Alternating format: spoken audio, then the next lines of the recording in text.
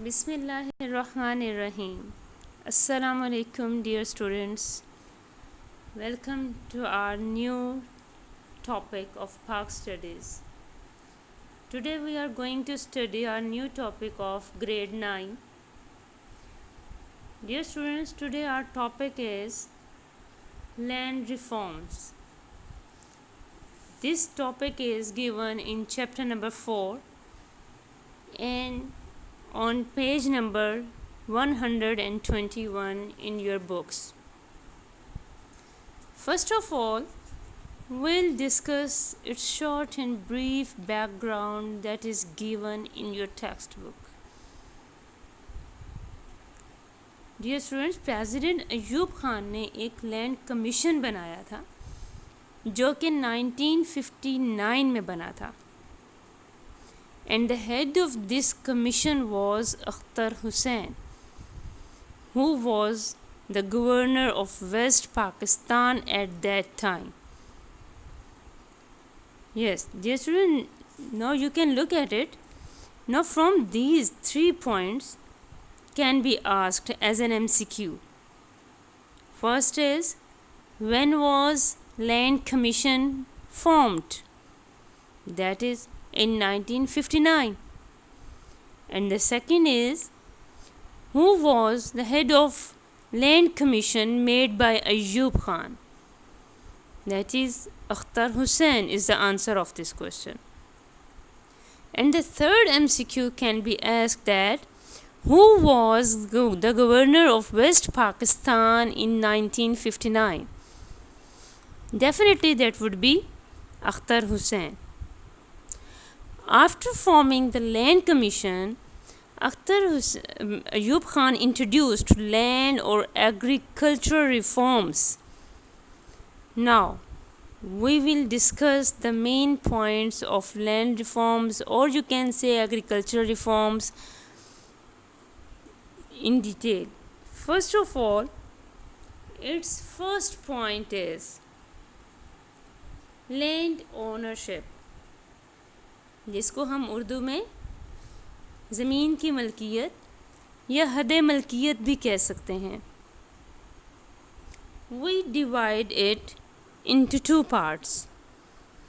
Land को हम ज़मीन दो तरह की होती है, चाहे वो ज़री ज़मीन है, जैसे हम ज़री ज़मीन की बात करें तो वो 2 तरह की होती है. One is irrigated land and non irrigated land. अब इरिगेटेड लैंड को हम उर्दू में क्या कहते हैं? नहरी ज़मीन. और नॉन इरिगेटेड लैंड को हम कहते हैं बारानी ज़मीन. यानी कि इरिगेटेड लैंड क्या होती है? वो ज़मीन जहाँ पर प्रॉपर इरिगेशन होती है थ्रू कैनाल्स और tube wells. the land is irrigated through canals and tubewells through proper irrigation over there. And non-irrigated means it only depends on rains, means there is no source of proper irrigation. Non irrigated को जैसे मैंने पहले बताया कि हम उर्दू में बारानी ज़मीन भी कहते हैं, तो बारान का लफ्ज़ी मानी है बारिश, इसीलिए ये सिर्फ बारिशों के पानी पे डिपेंड करती है और इसके पास कोई मीन ऑफ प्रॉपर इरिगेशन नहीं होता.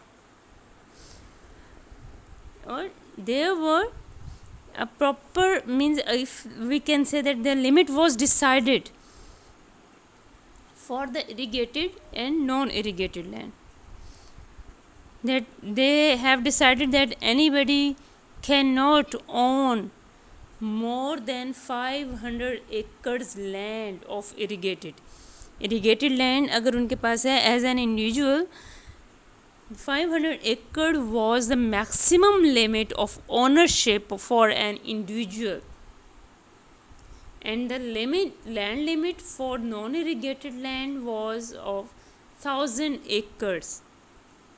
कोई भी शख्स के पास अगर irrigated land है, then he can own only 500 acres, and if he is having non-irrigated land, then he or she can have 1000 acres.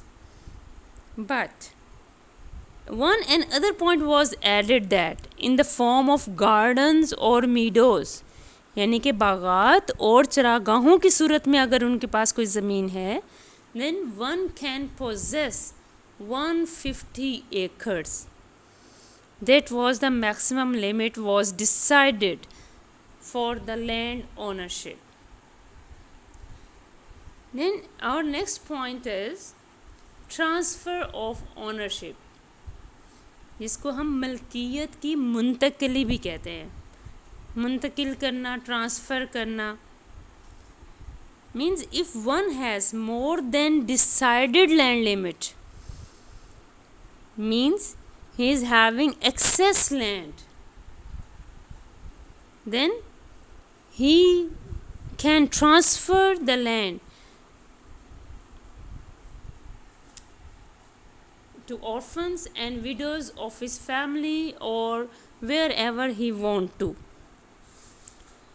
वो कर सकता था जिसके पास ये जो हमारे पास लिमिट दी हुई थी 500 एकर्स इरिगेटेड लैंड की और 1000 एकर्स नॉन इरिगेटेड लैंड की. अगर किसी के पास इससे ज़्यादा ज़मीन है तो वो अपने ही ख़ानदान, अपने रिश्तेदारों में जो यतीम और बेवा लोग हैं उनको ट्रांसफ़र कर सकता था. But there was also limit for transferring. वो क्या था कि अगर वो इरिगेटेड लैंड को ट्रांसफ़र करेगा then there is limit of 250 acres for irrigated land and there was limit of 500 acres of non irrigated land. यानी कि आप उसका हाफ समझ लें. 500 नॉन इरिगेटेड लैंड के अगर वो ओनर है तो वो उससे हाफ जो है वो ऑर्फन्स और विडोज़ में ट्रांसफ़र कर सकता है इफ़ ही वांट टू. और इसी तरह नॉन इरिगेटेड 1000 एकर्स उसके पास ओनरशिप है तो उसमें से वो 500 एकर्स ही can transfer to orphans and widows. Next हमारे पास पॉइंट है एक्सेस ऑफ लैंड. एक्सेस कहते हैं ज़ायद को, ज़्यादा, एक लिमिट से भी ज़्यादा. Means if one has excess land even after transferring to orphans and widows, इतनी उसके पास ज़मीन है कि उसने विडोज़ और उसके, क्योंकि लिमिट जो डिसाइड कर दी गई थी कि एक शख्स इतनी ही लैंड का ओनरशिप हो सकता है.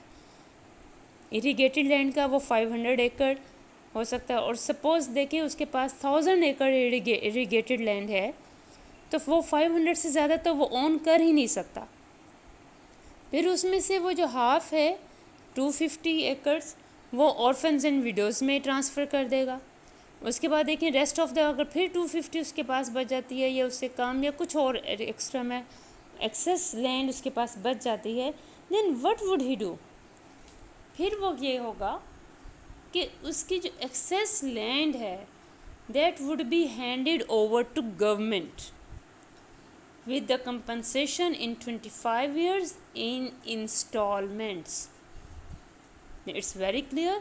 देखिए कि वो एक्सेस लैंड उससे भी उसने अपनी ओनरशिप अपने पास रखी, जो लिमिट थी उसके पास इतनी लैंड उसने अपने पास रख ली.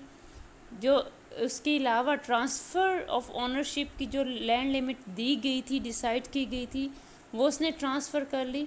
Even then he is having the excess land, then that excess land would be handed over to government and government would pay him in 25 years in installments. वो उसका मुआवज़ा 25 साल में गवर्नमेंट उस शख्स को देगी इकसात की सूरत में, इंस्टॉलमेंट्स की सूरत में. वो उसको 25 साल के अरसे में, मुद्दत में उस ज़मीन का मुआवज़ा उस शख्स को देगी. Move to the next points. Jagirs यानी कि जागीरें. अब जागीरें क्या होती हैं? मीन्स बड़ी बड़ी ज़मीनें या ज़रई रकबे जो गवर्नमेंट की तरफ से इनाम की सूरत में किसी शख्स को दे दी जा गई थी, उसको कहते हैं जागीरें. अब for that there was another point कि क्या किया जाए उन जागीरों के लिए जो बहुत ज़्यादा ज़री रकबे किसी शख्स को गवर्नमेंट ने किसी शख्स को इनाम की सूरत में दिए थे, उसके लिए क्या पॉइंट डिस्कस किया गया था, डिसाइड किया था? That was decided that all the jagirs were confiscated without any compensation. यानी कि वो तमाम ज़मीन जो है जो उनको जागीर की सूरत में मिली थी वो हुकूमत ज़ब्त कर लेगी. Confiscated, that would be confiscated, उनको ज़ब्त कर लिया जाएगा और उसका कोई मुआवजा नहीं दिया जाएगा. No compensation would be there for those confiscated jagirs. कोई मुआवजा, क्योंकि हमने अभी ये पॉइंट पढ़ा कि अगर एक्सेस लैंड थी उसकी तो कंपनसेशन की जाएगी in 25 years in the form of installments, but in for jagirs there would be no compensation, that would be confiscated. But ऐसी जागीरें जिनकी आमदनी या प्रोडक्शन से, जैसे ज़री ज़मीन की प्रोडक्शन आती है उसकी आमदनी होती है, उससे अगर कोई educational, religious and charitable institutes का खर्चा चल रहा है, उनको रन किया जा रहा है उस प्रोडक्शन से, उनकी उस आमदनी से, वो ज़मीनें जिनकी आमदनी या प्रोडक्शन से एजुकेशनल, रिलीजियस या खैराती इदारे, चैरिटेबल इंस्टीट्यूट, खैराती इदारे चल रहे हैं, दोज वर बी एग्जाम्प्टेड, वो इससे मुस्तस्ना होंगे, यानी कि वो इस रूल से खारिज होंगे, वो उस पर ये रूल अप्लाई नहीं होगा. कन्फिस्केशन का, ज़ब्त करने का रूल इन पर अप्लाई नहीं होगा, क्योंकि उनकी आमदनी से तालीमी, मजहबी या खैराती इदारों को चलाया जा रहा होगा.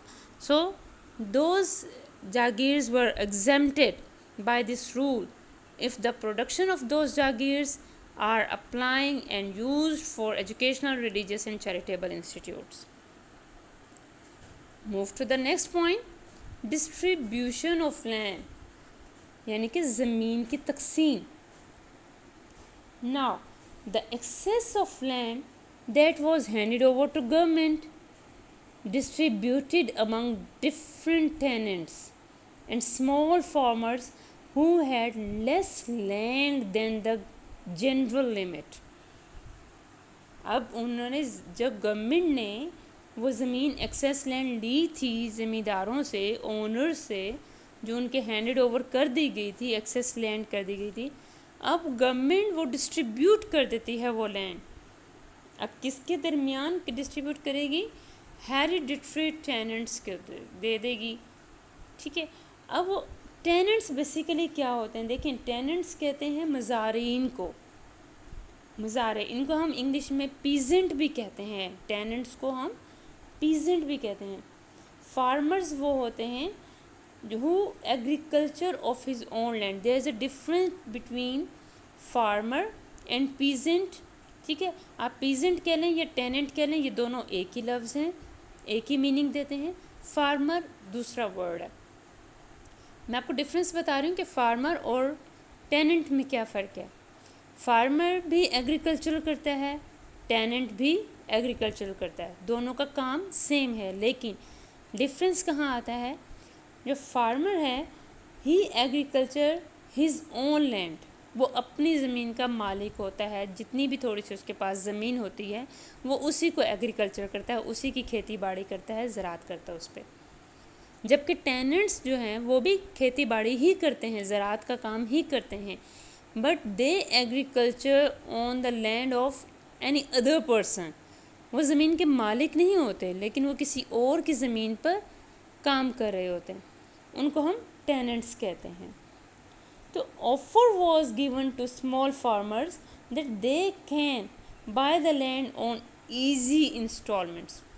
एक तो पॉइंट ये था कि वो उन्होंने डिस्ट्रीब्यूट कर दी लैंड, गवर्नमेंट ने हेरिडिटरी टेनेंट्स को, हेरिडिटरी कहते हैं मौरूसी, जिनके अबाओ अजदाद, बाप दादा से वो यही काम करते आ रहे हैं. उन्होंने क्या किया, उस ज़मीन का, जिस ज़मीन पे वो काम कर रहे थे या जो डिस्ट्रीब्यूट की उन्होंने ज़मीन, उन्होंने उन टेनेंट्स को उसका मालिक बना दिया.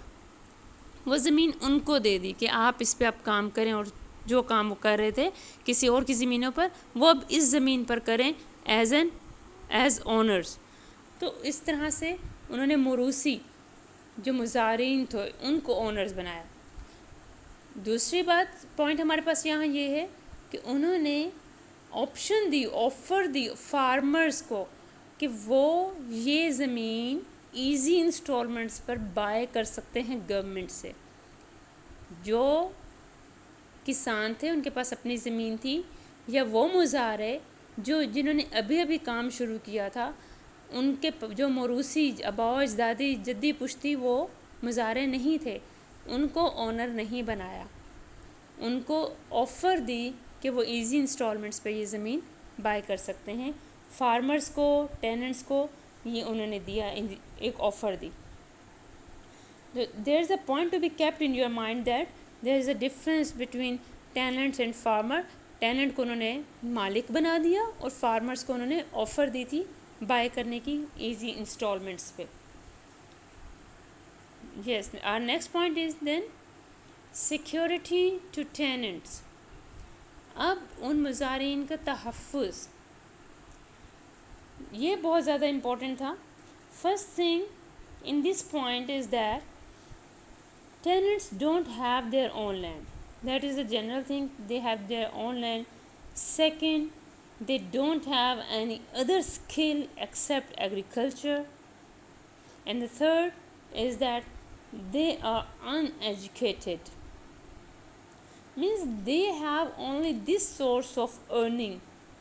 No, it's general thing that landlord is the king of his own land. एक तो उनके पास ना मुज़ारिन इसके अलावा कोई और काम भी नहीं जानते थे, ना ही वो इतने तालीम याफ्ता होते थे कि वो कुछ और काम कर सकें।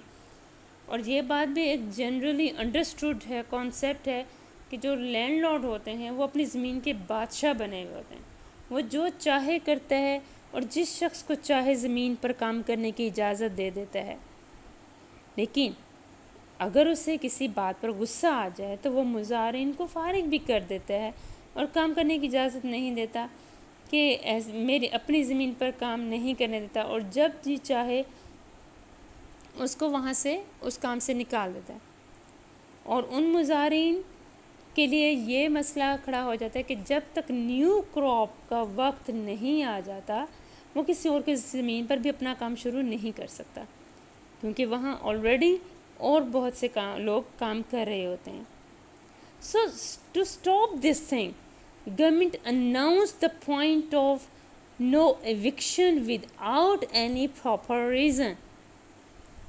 नो एविक्शन, बेदखली, किसी भी प्रॉपर रीज़न के बगैर उसको बेदखल नहीं किया जाएगा। कोई जुल्म उसके ऊपर नहीं किया जा सकता। जो काम वो नहीं कर सकता उससे वो ज़बरदस्ती नहीं लिया जा सकता।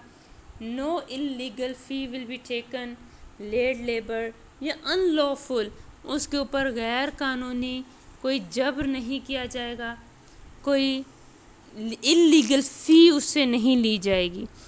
तो ये गवर्नमेंट ने उस टाइम टेनेंट्स के लिए, सिक्योरिटी के लिए कुछ पॉइंट्स निकाले थे जिसको फॉलो करने के लिए हर landlord was bound to follow all these points.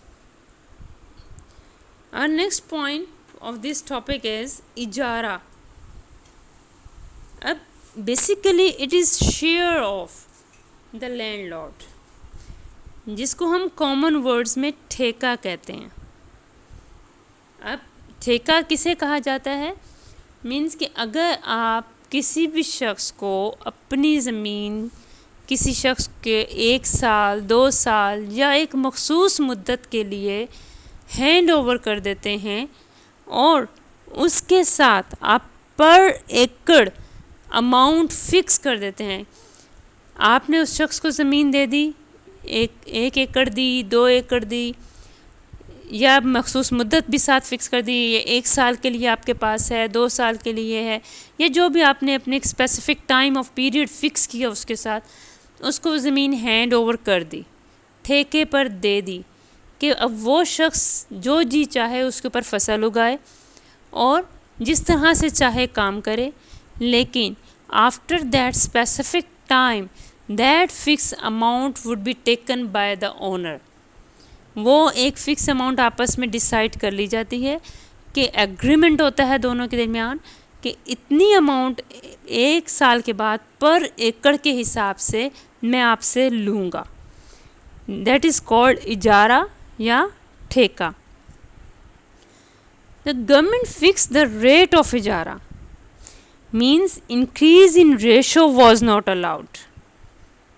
Rate of ijara per acre was fixed. उन्होंने यही कह दिया कि ये अमाउंट जो है पर एकड़ की ये फिक्स कर दी जाएगी, इस पे जो चार्ज अमाउंट इससे ज़्यादा कोई नहीं कर ले सकता। जो एक फ़िक्स चार्ज अमाउंट थी जो आपने फ़िक्स की थी गवर्नमेंट ने, उससे ज़्यादा कोई शख्स नहीं ले सकता था कि ये शेयर ऑफ द लैंडलॉर्ड जो है उन्होंने रेट ऑफ चार्ज अमाउंट जो थी वो फिक्स कर दी थी। नेक्स्ट हमारे पास पॉइंट है कंसोलिडेशन ऑफ लैंड, जिसको हम उर्दू में इस्तेमाल अराज़ी भी कहते हैं। अब होता यह है कि हमारे ज़मींदारों या किसानों के पास मुख्तलिफ़ इलाक़ों में मुख्तलिफ़ जगहों पर ज़मीनें होती हैं। एक ही जगह पर एक किसान की सारी ज़मीन नहीं होती। मोस्टली होता ऐसा है कि किसी की 1 एकड़ एक जगह पे है, 5 एकड़ दूसरे इलाके में है, 3 एकड़ किसी और इलाके में है। इसी तरह मुख्तलिफ़ कितात जो हैं, मुख्तलिफ़ टुकड़े जो हैं ज़मीनों के, उनके मुख्तलिफ़ इलाक़ों में बिखरे हुए होते हैं।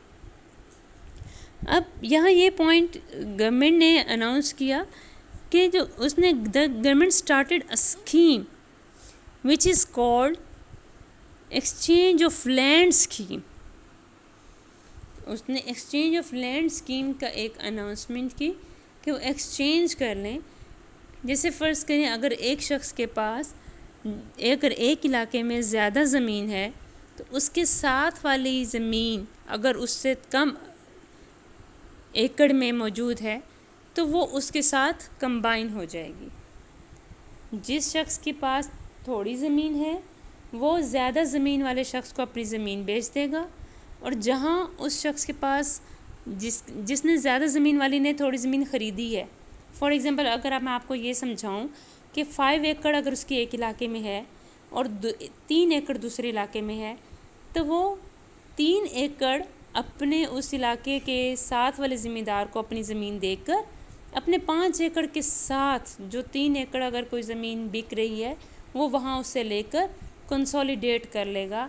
It mean consolidation of land कहते ही इसे हैं, टू कंसोलिडेट स्मॉल पीसीज और फ्रेगमेंट्स ऑफ लैंड।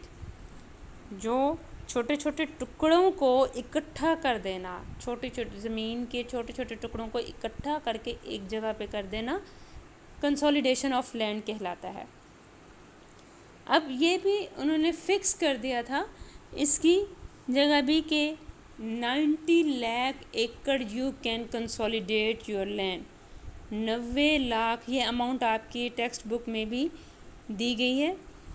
90 लाख एकड़ जो फिक्स अमाउंट थी इन्होंने कह दी थी कि इतनी लिमिट में आपकी लैंड एक जगह कंसोलिडेट की जा सकती है। Dear students, this topic can be given in your exams as a short question, लेकिन आपके बोर्ड के एग्ज़ाम्स में ये एज अ लॉन्ग क्वेश्चन भी आ चुका है। शॉर्ट क्वेश्चन की फॉर्म में ऐसे आ सकता है कि give any 3 to 4 points of land reforms in 1959, and it can come as a long question as I have told you that it is given in your board exams as well।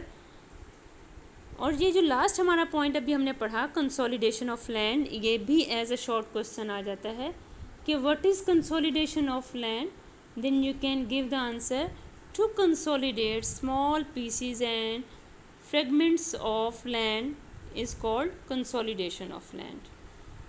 और इसकी limit पूछी जा सकती है, what was the limit of consolidation of land, that is 90 lakh acres। That was all the land reforms points in 1959 under the government of President Ayub Khan.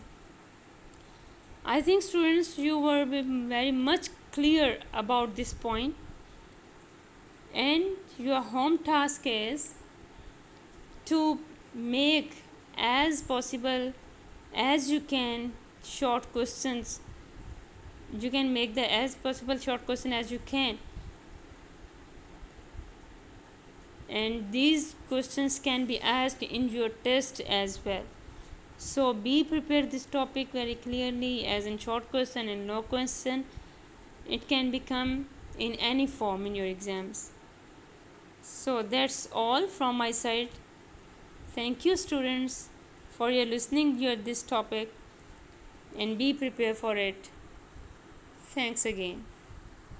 Allah Hafiz.